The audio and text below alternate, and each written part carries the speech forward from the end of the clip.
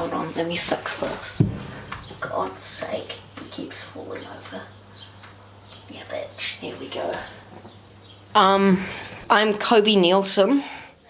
I live in Carterton, New Zealand.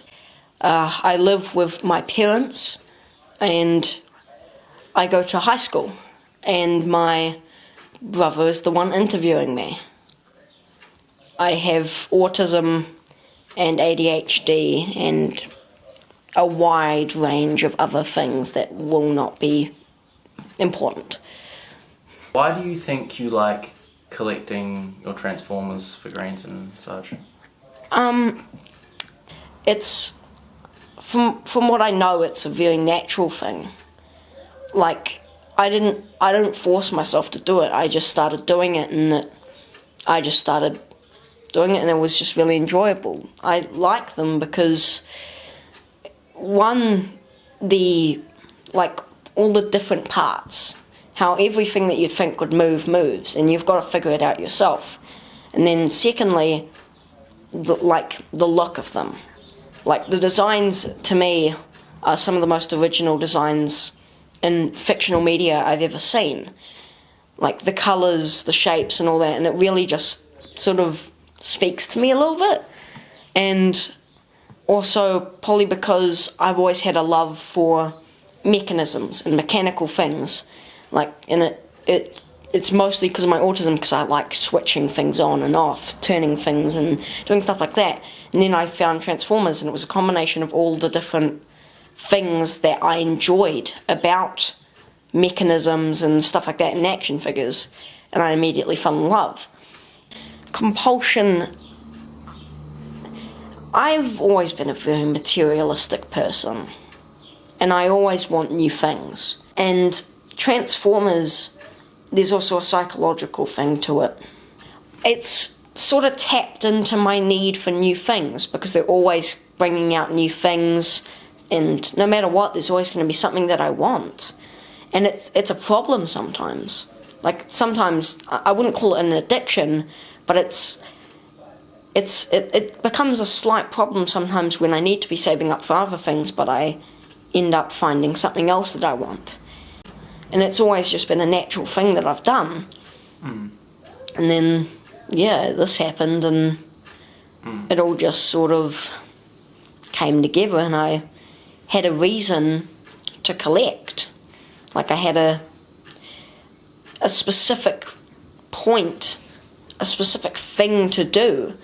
And a lot of people have done studies, and it's shown that it's because autistic people, collecting gives them the ability to have control over something, because we often feel like we don't have control over our life. So when we collect these things that we can change and move and do everything we want to them, it feels like it gives us control.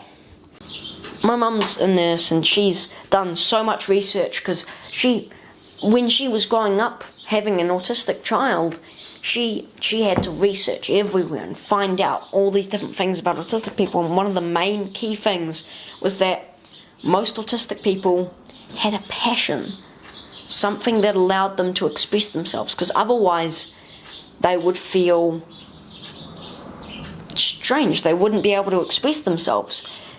But when they found that passion, immediately they started to light up.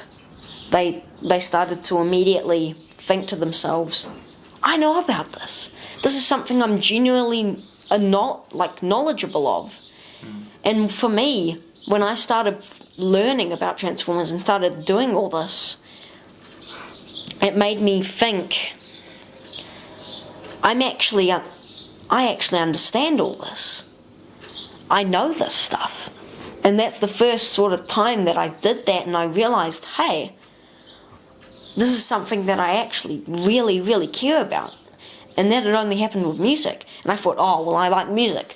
Well, then that's the only thing I'm going to like. But no, you can have multiple things. And sometimes people don't really understand. Like, I'll tell them, and then they'll think it's either weird, or they'll be confused. Like, why are you still playing with a kid's toy?